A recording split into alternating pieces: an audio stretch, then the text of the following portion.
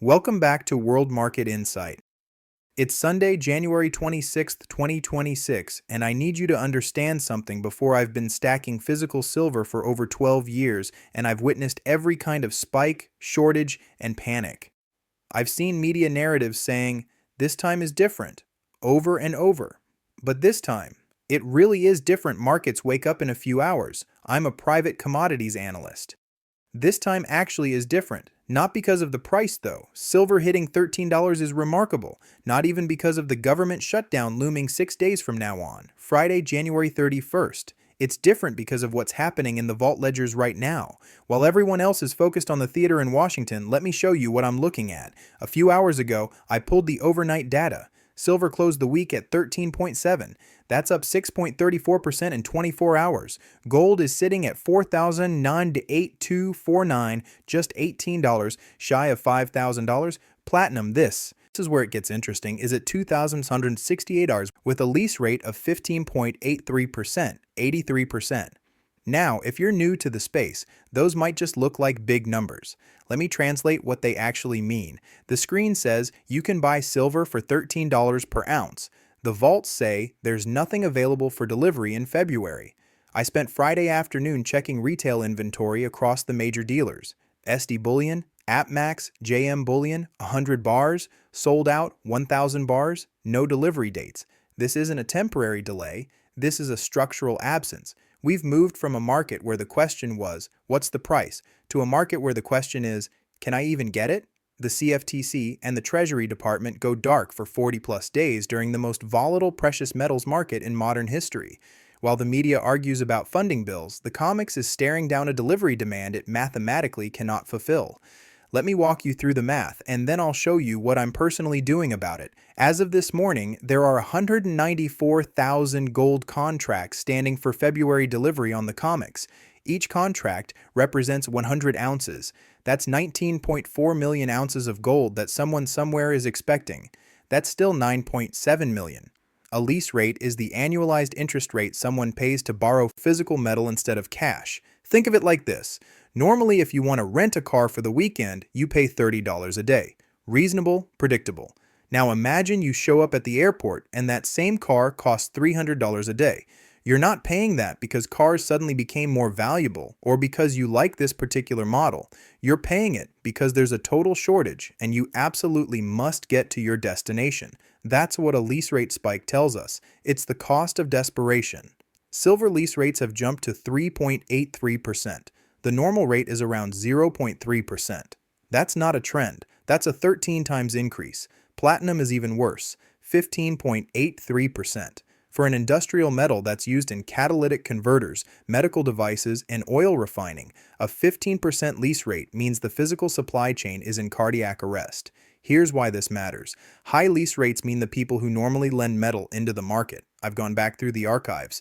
During the 2018 to 2019 shutdown, the longest in U.S. history at 35 days, precious metals were relatively calm. The COMEX was functioning normally. Lease rates were stable. This time we're entering the shutdown with silver already at $13, platinum lease rates at 15%, and a 19 million ounce gold delivery demand looming.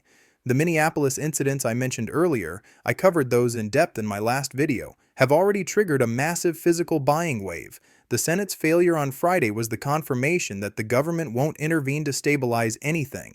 We're on our own. Here's what terrifies me about the shutdown.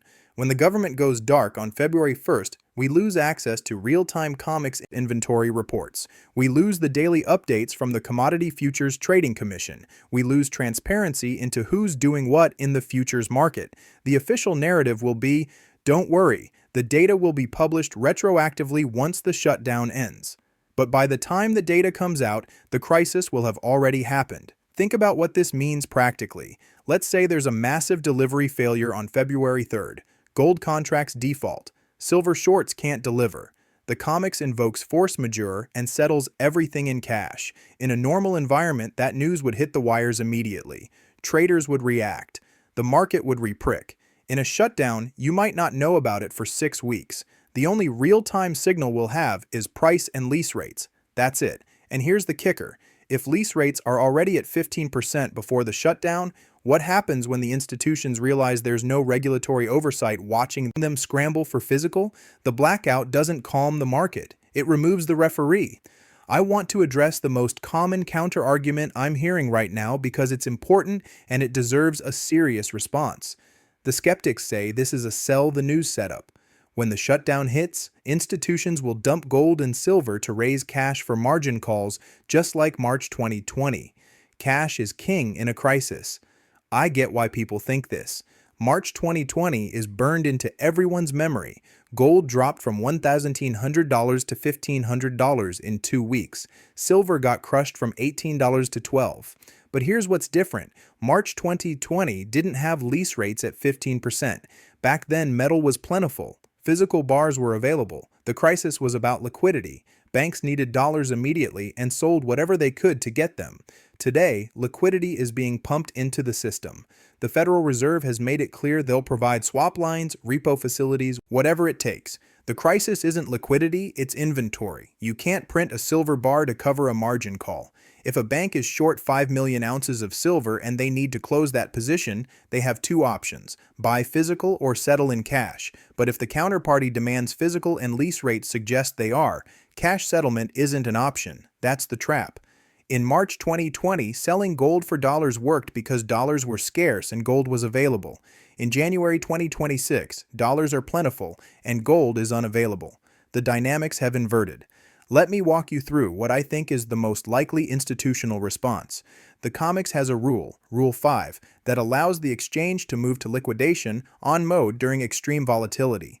What this means, no new positions can be opened. Only existing positions can be closed. This is the emergency brake. It's designed to prevent a total meltdown by forcing everyone to exit in an orderly fashion. But here's the problem with liquidation only in a physical shortage. It doesn't create new supply. If I'm long 100 contracts of silver and the exchange says I can only sell, not buy, that doesn't magically put silver bars in the vault. It just means the people who are short have fewer options to cover. The alternative, and this is what I'm watching for closely, is a massive margin hike. Right now, the margin requirement for a gold contract is around $4,000. If the COMEX hikes that to $8,000 or $10,000 overnight, it forces the small speculators out. The retail traders, the hedge funds with thin capital bases, they get liquidated automatically. This happened in 2011. Silver hit $49. The CME hiked margins 5 times in 8 days and the price collapsed back to $35. The narrative was bubble popped. The reality was forced liquidation. I'm expecting the same playbook here, probably early this week before the shutdown. The goal will be to shake out as many longs as possible to reduce delivery demand before the data goes dark. But here's why I don't think it works this time. The physical market is too tight. Even if they flush out 50% of the paper longs, the remaining delivery demand still exceeds available inventory. And once the shutdown hits, there's no regulatory pressure to play fair. The warning phase. If the Federal Reserve goes dark during the shutdown, we lose most of the official data feeds. But there's one signal that will still broadcast, the software IORB spread. Let me explain what this is and why it matters. Software is the secured overnight financing rate. It's the rate banks charge each other for overnight loans backed by Treasury collateral. IORB is the interest on reserve balances, the rate the Fed pays banks to park their reserves. Under normal conditions, these two rates are very close. Sulfur usually trades just a few basis points above IRB. Now, again, I can't verify these numbers. The banks don't publish their net positions. This is rumor, speculation, informed guesswork. But here's what I can verify. Lease rates don't spike to 15%, unless someone is desperately short and scrambling to borrow. The math adds up, even if the exact numbers are fuzzy. If those rumors are even directionally correct, the COMEX is already insolvent. The only question is whether they admit it before the shutdown or bury it in the blackout. Let's game out what happens next from the institutional side.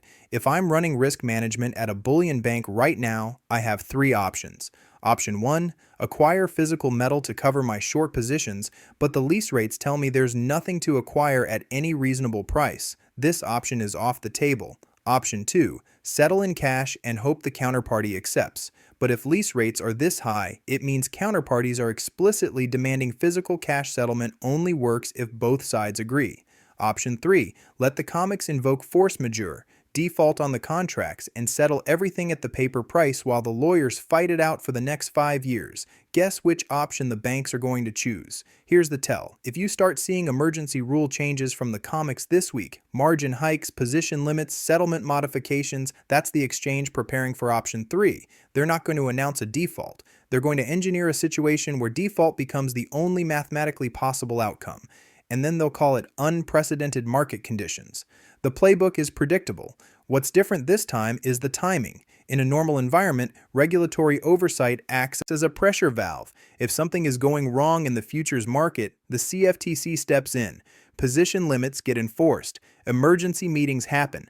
There's a process. During a shutdown, that process disappears.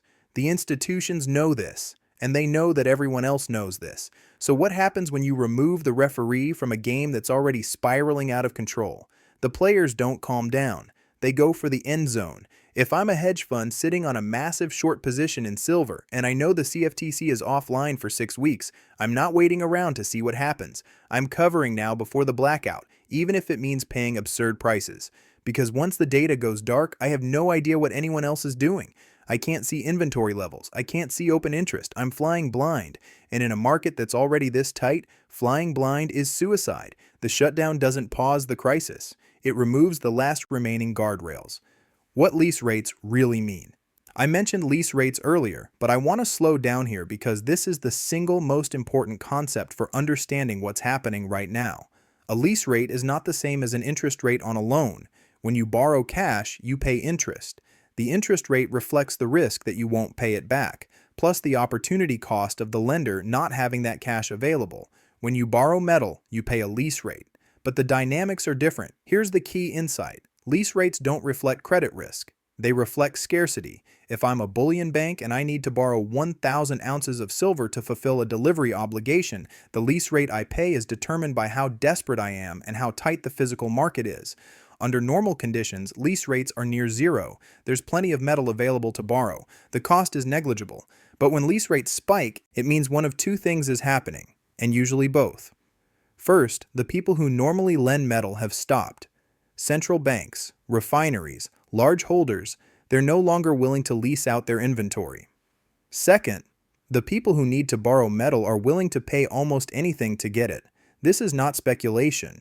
This is urgent physical need. Think of it like renting an apartment. If rent goes from $1,000 a month to $10,000 a month overnight, it's not because the apartment got nicer. It's because there are no apartments left and someone is desperate enough to pay whatever it takes. That's where we are with platinum at 15.83% and silver at 3.83%. The market is screaming that the metal isn't there. Stop for a second. I want you to look at that platinum number again, 15.83%. Platinum is not a speculative metal. It's not something retail investors pile into during a crisis. It's an industrial metal with very specific uses in automotive manufacturing, chemical processing, and petroleum refining. When platinum lease rates hit 15%, it's not because traders are betting on a rally. It's because the factories that need platinum to operate cannot get it through normal supply channels and are willing to pay obscene rates to borrow it temporarily. This is a supply chain failure masquerading as a price spike. And if platinum, which has nowhere near the attention or retail demand of silver, is seeing 15% lease rates, what does that tell you about what's happening behind the scenes in silver? The official narrative is that this is a speculative frenzy. The lease rates tell you it's an inventory crisis. Here's the scenario I keep running through in my head. It's February 4th. The government has been shut down for 4 days. The COMEX is in the middle of the February delivery cycle. A hedge fund has 1,000 gold contracts. They're expecting physical delivery of 100,000 ounces. The bullion bank on the other side of that trade sends them a notice. We are unable to source physical gold at this time. Per COMEX rules, we are settling your contracts in cash at the prevailing market price. The hedge fund says, we don't want cash, we want the gold. That's what the contract says. The bank says, force majeure, unprecedented market conditions. The metal is gone. If retail dealers can't source 100 bars, what makes you think the COMEX can deliver 19 million ounces of gold?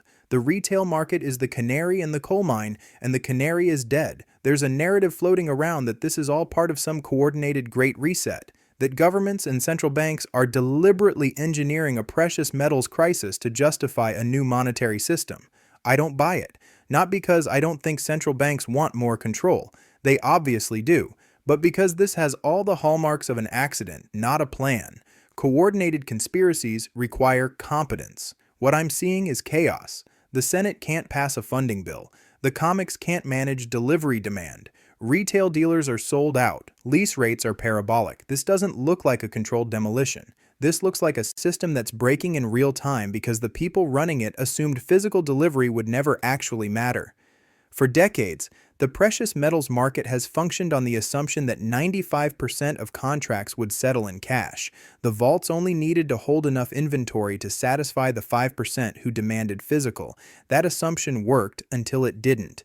Now, with lease rates proving that physical demand is surging, the system is discovering it doesn't have the infrastructure to handle actual delivery at scale. This isn't a plan, it's a panic. The next 6 trading days. I'm going to share exactly what I'm doing, but I need to be very clear. This is my personal strategy based on my risk tolerance and my specific situation.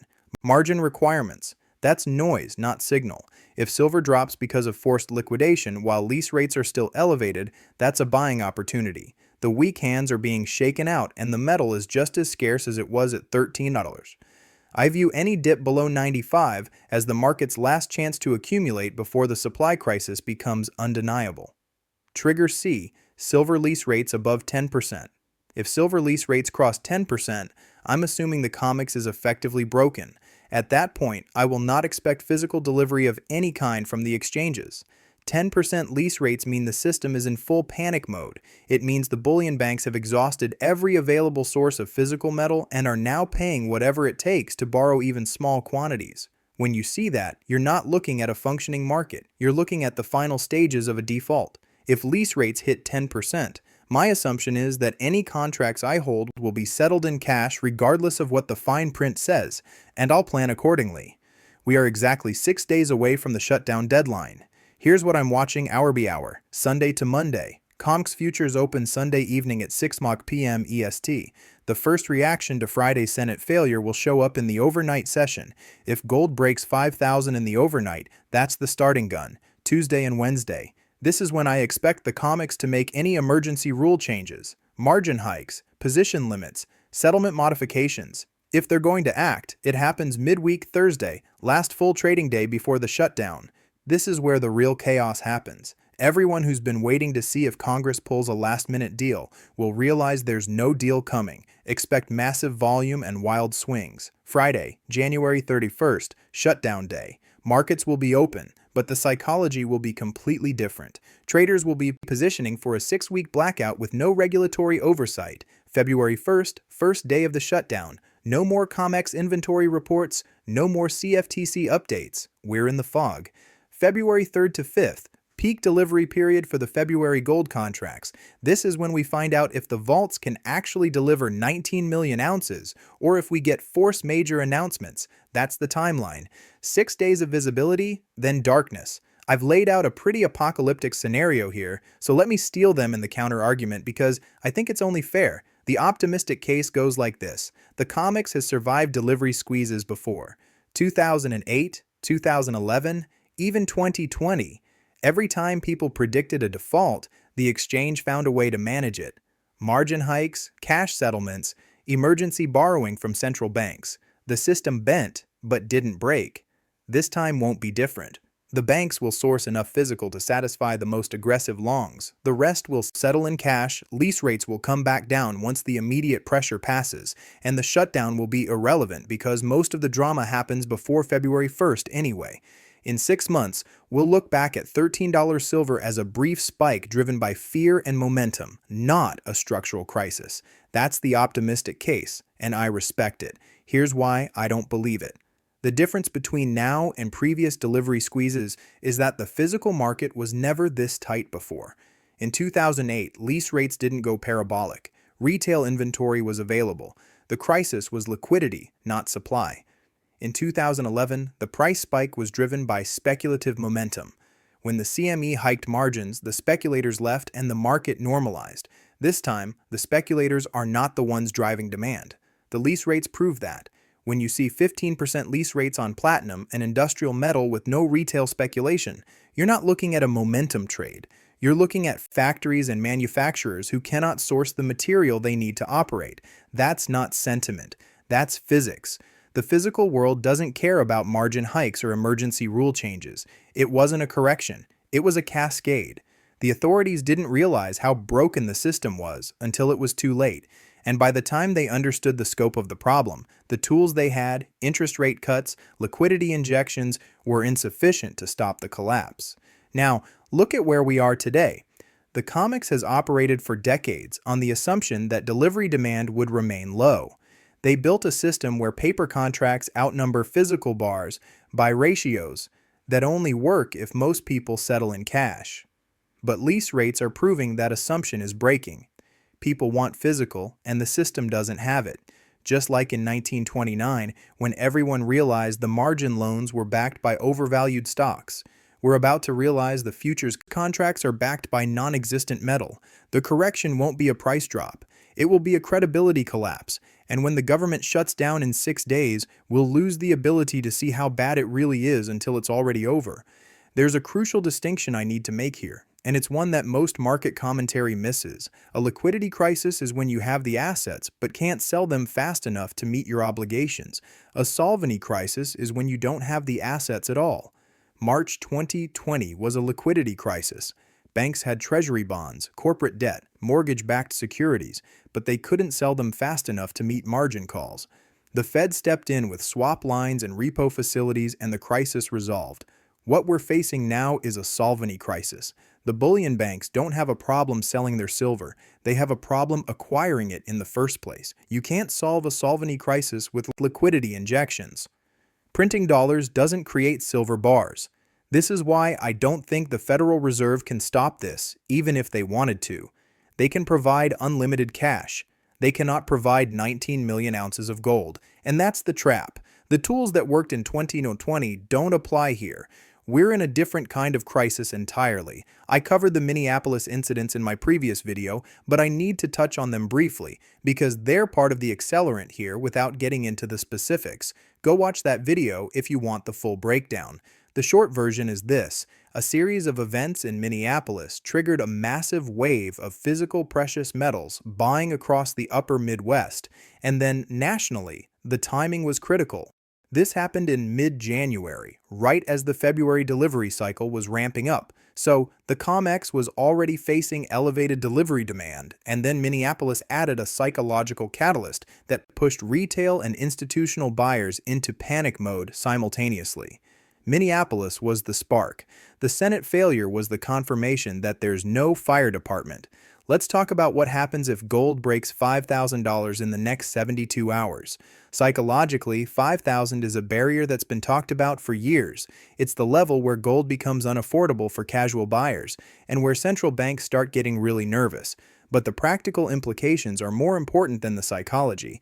At $5,000, the total market cap of above-ground gold reserves crosses a threshold where it rivals the M2 money supply of the United States. That sounds abstract, so let me make it concrete. If I'm a central bank holding gold reserves and gold hits 5,000, my reserves have just doubled in value relative to where they were 2 years ago. That creates a very strong incentive not to sell. Why would I sell the one asset on my balance sheet that is rising in value while everything else is being questioned?